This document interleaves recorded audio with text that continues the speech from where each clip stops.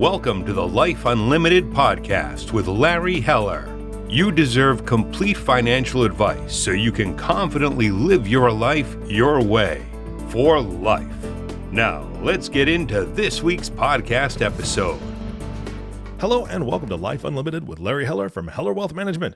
I'm Larry's producer, Eric, and I'm here to learn along with you, the audience. Larry, what's going on? Oh, Eric, another nice day here in New York. So I'm excited to have our guest on today. So let's get started. Okay, well, yeah, you have an amazing guest, and that is Caroline Gaynor. Caroline is Vice President, Relationship Director, and Investment Specialist at Avantis Investors, responsible for building close working relationships with investment advisors. Caroline is also a sought-after public speaker who has presented at numerous events and conferences for end investor and advisor audiences, and is a guide for visually impaired or blind athletes. Larry, that sounds absolutely amazing. I mean, you know, a kind of a standard bio. She does this, she does that. And then that last sentence really hit me. Yeah, so I've known Caroline for a long time, and we've had numerous conversations about this. And I thought this is such a great thing that she does, and so cool that I thought I'd like to share it with my audience. Maybe there'll be some people out there that it resonates with as well and want to get into this. Yeah, I'm so excited. Caroline, I'm so glad that you're here on the show. Oh, I'm so happy to be here. All right, Larry, it's all you. Great. Thanks, Eric. Hi, Caroline. Thanks for joining me today. Great to see you, Larry. Thanks for having me. So let's kind of jump right into this. So how did you get started into the guide blinding? And actually, why don't we tell our audience what it actually is that you do? Yeah, absolutely. So a lot of people aren't familiar when, you tell them that blind athletes are able to do all the different sports that we are. They need modification. They need assistance in doing it. So guiding blind athletes in any sport, there are modifications for adaptive athletes. In the sport that I do, which is mainly triathlons, you act essentially as the vision for the blind athlete. So I'm swimming, biking, and running alongside whoever I'm racing with. I always like to tell people, if you've ever been skiing and you've seen two people side by side on the slopes with an orange vest on, it'll say guide on one vest and blind on the other. It's the exact same thing. The blind athlete is totally able to do the sport. They just need somebody to navigate them, but they're putting forth their own effort. They're actually physically doing the sport. Are you attached? Is there a rope or something that they're attached? Are they touching something, or you're just on the side of them? Well, so it depends the sport. I'll speak specifically to triathlon. We are tethered in triathlon. So on the swim, you're tethered by usually a bungee. I prefer to have the bungee around my thigh. Some people will do ankle or waist, but thigh is much more common. And so when you're swimming next to somebody, the tether keeps us connected. And my goal is to be right next to the person or slightly behind, because you don't want to be giving them assistance. You don't want to be dragging them through the water if you're a faster swimmer, for instance. And so my body will serve as the barrier on one side, and then the tether is the barrier on the other side. So if they veer off, away from me, the tether will prevent them from going too far. On the bike, we ride a tandem bike. So there's two people on one bike. The visually impaired person is in the back. That's called the stoker position. The person in the front is called the pilot or the captain, but we're both putting out effort on the bike. And then on the run, we're tethered either around the waist or around the wrist, depending on the athlete's preference. So why don't we just back up a second for everyone who's not familiar with a triathlon race? So can you kind of explain what is the triathlon race and how far each of the distances are? Definitely. Well, the great thing about triathlon, so for any listeners who want to get into this at some point, I will tell you, I know 85-year-olds that have done triathlons, even older. So I don't want anyone to be daunted by what I'm going to describe. A triathlon really just refers to a swim, bike, run event. Usually it's in that order. It's going to be a swim followed by a bike and then a run. Now, the cool thing about a triathlon is that every second in the race counts. So when the gun goes off at the beginning of the race, everyone starts swimming. And then when you finish the swim, you maybe take off your wetsuit, you've got to put on your bike shoes and your bike helmet. All of that, it counts towards your finishing time. So, there are a lot of ways that you can improve your overall time in a triathlon. And it's not just getting fitter and faster. Getting faster in transitions can also help your time. So Oh, I didn't say distances. Sorry. What were yeah, so I was gonna say, so what, I know there are a lot of different Yep. triathlons, but what are the kind of is there a normal one? What are the ones that you mostly Yep. do when you're doing the guiding? Well, okay, I'll start with the normal ones. Sprint and Olympic distance are very common. Olympic distance is, again, kind of refers to what you'll see generally in the Olympics, and it's a really standard distance, and that's a very fun length. That's a 1.5K swim or 9/10 of a mile, a 40K bike or 24.8 miles, and then a 10K run or a 6.2 mile run. There are also sprint distances, which are half of that. Now let's move to the. Did you say that was the fun ones? That takes anywhere from, well, I don't even want to throw out times. I'll say between 2 hours for Olympic athletes to 4 hours if you're really just getting started. So it's you can do it in a morning. I'll say that. And it does take some time to train for those. But the distance I like the best is the Ironman distance. That is it's in a different ballpark, because that is a race that you have a 17-hour time limit to do. So it's a 2.4 mile swim followed by a 112 mile bike and then a full marathon. So yeah, very long race. So it is, well, for everyone who's out there and they're probably saying, wow, what kind of training goes into running one of those? It takes months. So that's a sort of race where you've got to have a base level of fitness before you even sign up for it. So I would say you should be racing for a while, or at least doing endurance training for a couple of years. When you get to the point where, you can comfortably run 6 miles without any issues, and you can do a 30 to 50 mile bike ride, then you could probably start training to do an Ironman. And then it'll take, if it's your first one, I would say give it at least 6 months to feel comfortable, feeling like you could go in and complete the race. And that's just complete. That's not even, trying to go as fast as you can. Mm-hmm. So the guides that you're doing, are they typical the Ironman distances? I've done all sorts of differences, but I've actually guided 10 full Ironmans, which is it's a really high number. There aren't that many athletes that have done Ironmans, so it has definitely been that's sort of the distance that it's very close to my heart. And do you have a favorite one that you've run? Or run, swim, bike? The one that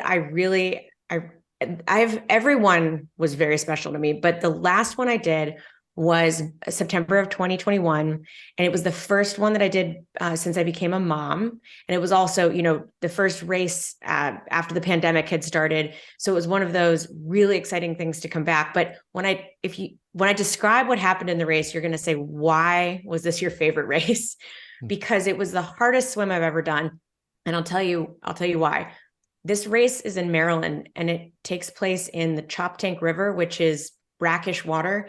So the entire swim was filled with jellyfish. Right. I'm not kidding. I was with my amazing friend, Randy, and 2 days before we had done a practice swim, and we'd gotten so badly stung that I was terrified to get in this water. It was, I don't recommend, but the reason why it was so fantastic and why it's still one of my favorite races is that we were so scared to get in this water. It was painful. It was, disgusting, but we got through the race. Randy even had a couple of really, really bad muscle cramps that prevented her from moving for periods of the race. It was one of those swims where you're like, I'm not sure if we can do this. So when we actually did it and we got out of that water, it was the most amazing feeling. But I realized talking about a jellyfish swim and saying that's my favorite race probably makes me sound a little bit nuts. Yeah, I can imagine. I've never got stung by a jellyfish, but I hear it's not fun. Not fun. These weren't, the dangerous kind where you're going to have to go to the hospital, but enough that you notice every time one touches you. So, and I think we've talked about this over the years, but can you share with the audience, why did you get into being a guide? I feel very lucky that I got into being a guide, and part of it was luck and part of it was me seeking it out. When I was in college, a senior year of college, I was a rower in college and I stopped rowing, and I wanted to make sure everyone knew that I stopped rowing, not to go party, but I had good reasons. So I signed up for my first Ironman. That was my senior year of college. So after that, I continued racing, but but for that very first Ironman, I fundraised for a charity that I'd been volunteering with. And I loved the idea of, doing this race for a reason, to raise money for something I cared about. So when I graduated college and I was working in New York, there was a group called Achilles that still exists and is very, very present. They have chapters all over. They would meet during the week and run. And I'd seen people running with guides before, and I was really interested. But the way I got into guiding triathlons was almost pure luck. I knew a guy that had been trying to help some blind athletes get into triathlons, and I was signed up for the New York City Triathlon in 2008.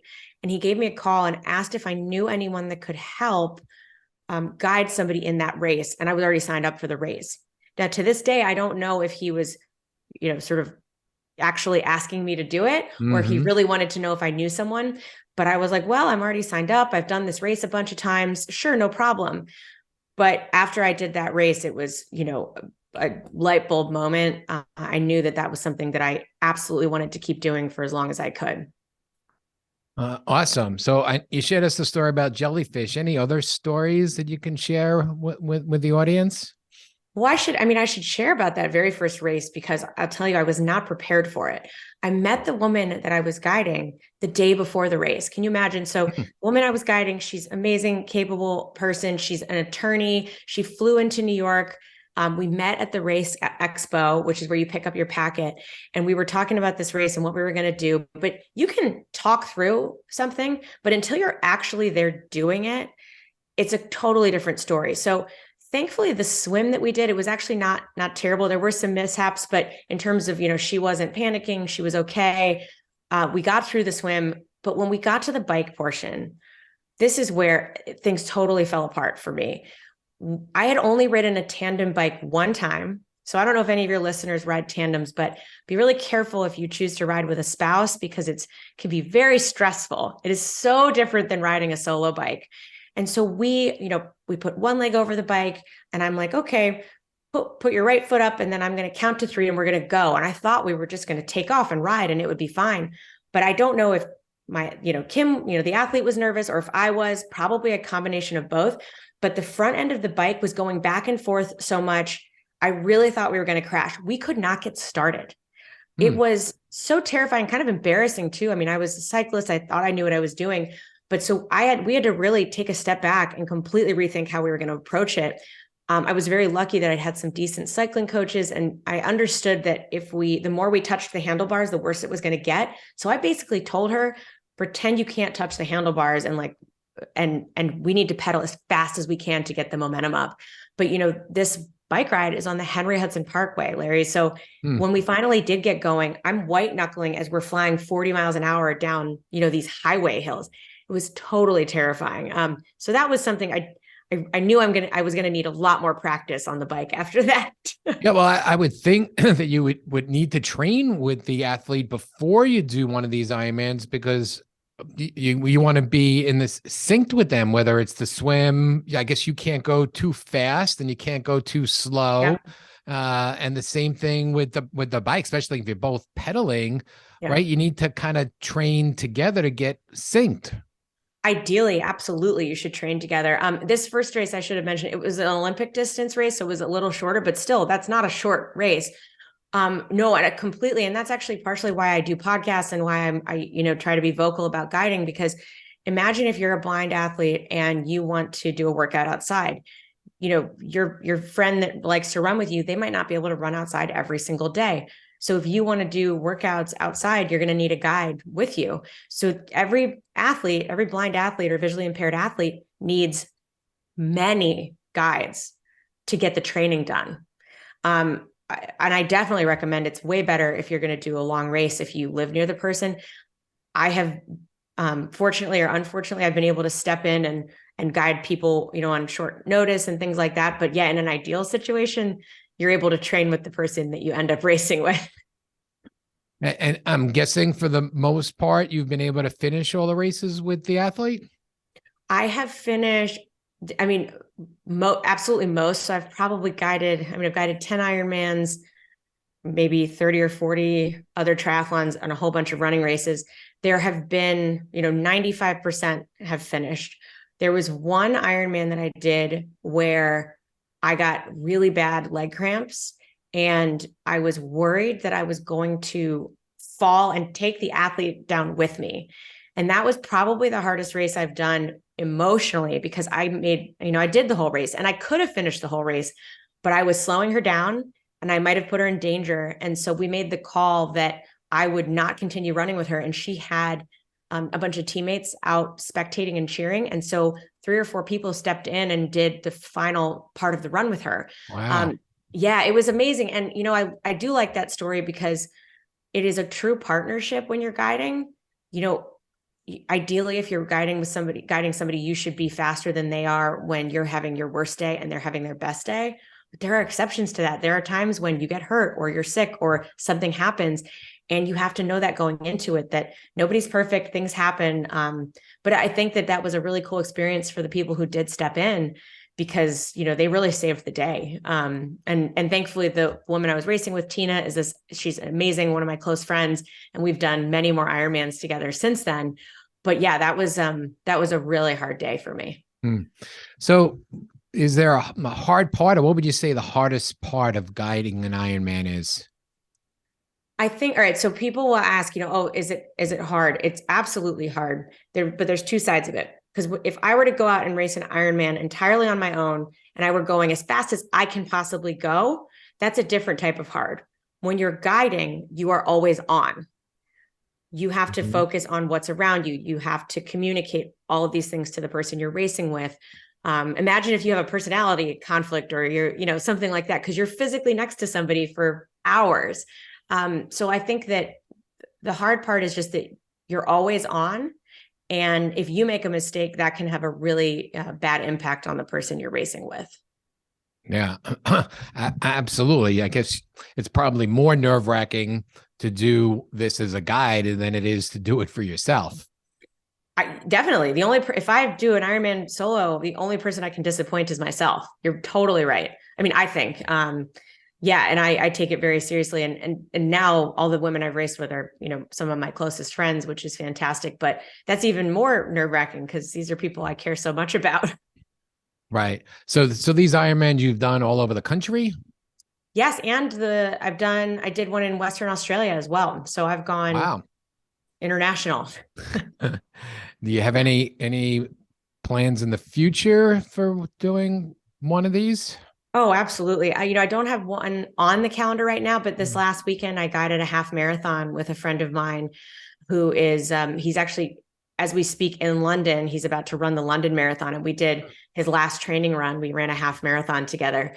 So this is something that even when I don't have a big Ironman on the calendar, it's something I try to do whenever I can. And for me at this point, it's really, I get to hang out with friends. And I mean, I guess I'm helping them out because they need a guide, but also it's a way I spend time with people I care about, which is what I always like to emphasize, because that's what this has turned into for me is I spend time with people that I really care about.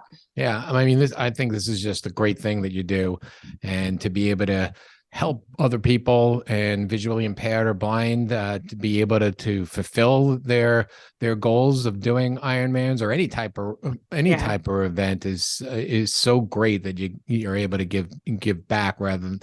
So if anyone out there, wants to become a guide or learn more about it, what could they do?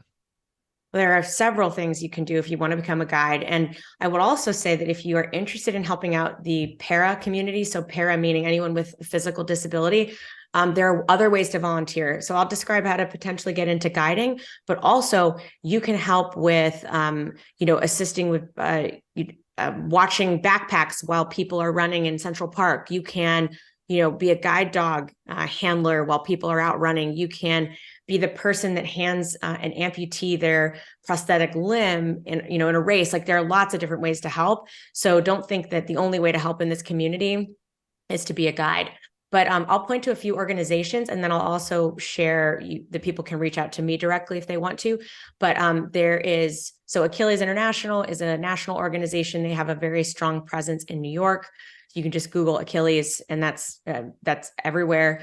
Dare to Try is an organization based out of Chicago. That's one of my favorite groups in the whole world. They've done so many things, and you can actually, if you wanted to, you can fly there, and they have camps and things. They're always looking for volunteers. There's Team Catapult in Houston, another awesome organization that's helping people all over the place. And then Challenged Athletes Foundation is another fantastic one. They do a lot of work with amputees and with visually impaired people as well, but you can fundraise for these organizations. There's so many things you can do. And if anyone has direct questions, you can reach me on Instagram or Twitter. And it's just my first name, Caroline, but it's spelled like Caroline. So Caroline, Bikes, Bikes. So Caroline Bikes on Instagram or Twitter. I'm always happy to talk. There's a reason why have a more public profile, is that people ask me questions, and I love helping people get into it because there can never be too many guides. I'll say that. Great. And we'll follow up with you and get some of these links to some of the charities Absolutely. That we can put into the summary for the podcast. Great. So any final words that you'd like to share with us today? I would say, if you have any interest in either getting involved in the para-athletic community, or if you are thinking, hey, I might want to run a 5K, it's never too late to start getting into things like this. There are people of all abilities, all ages that do these types of races, and it's such a fun community. It's never too late to start. So I would highly recommend, looking up a Couch to 5K program, or, beginning triathlete program, and joining groups on Facebook and things like that, because it'll bring so much to your life that it's absolutely worth pursuing if you've ever had the inkling that you might want to do something like this. Sounds great. Thanks again so much for sharing your story and providing a little bit more information of guiding the visually impaired. Appreciate it, Caroline. Thanks so much, Larry. Larry and Caroline, this has been amazing. Caroline, Larry knows me very well, so I've got two things. He knows me very well. I don't think I've ever been able to finish watching an Ironman. Wow, okay? that's So I'm impressed. I am blown away by what you have accomplished and what you do. And I can speak wholeheartedly to the tandem bicycle with your spouse thing. We've done it once. There was so much wibble wobble on that bicycle. I won't say who, but one of us peed their pants laughing a little bit. Okay. So it was hilarious, but not productive. We didn't go very far and we were done. So thank you for backing me up on that. Yeah. 100%. Larry, have you been on a tandem bike? I have not been on the tandem. Would you like to be on a tandem bike with me? Okay, we'll have to try that. Okay, as long as see, I like Larry's open to all sorts of things. Larry, I appreciate it. I appreciate your time and hosting this podcast. Thank you so much for doing that. Caroline, you have been a fantastic guest. And of course, our last thank you will go to you, the listening audience. Thank you so much for tuning in and listening to the Life Unlimited podcast with Larry Heller. If you have not subscribed to the podcast yet, please click the follow button below. This way, when Larry comes out with a new podcast, it'll show up there directly on your listening device. And if you're watching this on YouTube, we'd appreciate a like and a follow there as well. We humbly ask that you share this podcast, rate it and leave a review, because this helps other people find the show. Again, for everyone at Heller Wealth Management, this is Eric Johnson reminding you to live your best day every day, and we'll see you next time.